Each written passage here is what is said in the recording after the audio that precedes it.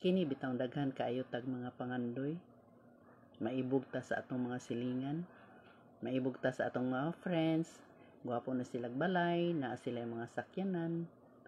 Mao ni siya nakapawala sa focus nato nga imbis nakadungog na ta sa pulong sa Ginoo, nawala tungod kay didto ta ni focus sa mga butang nga material. Nag-ingon diri sa Mark 4 verse 19, apan ang mga kabalaka niining kinabuhia, ang gugma sa bahandi ug ang nagkalaing-laing matang sa pangandoy mopatigbabaw ug mulumos sa mensahe, busa dili kini makapamunga. Mao gyud na siya makapalumos tungod kay nawala man ka sa focus sa pulong sa Ginoo nga imbes gitudloan ta nga makontento, ni focus man ka dito sa material nga butang, wala mo lambo ug unsay imong natun-an. So kinahanglan dili ta mag-focus sa material things kay mawala ra na siya, temporary ra na siya, dili na nato madala kung kuhaon ta sa Ginoo.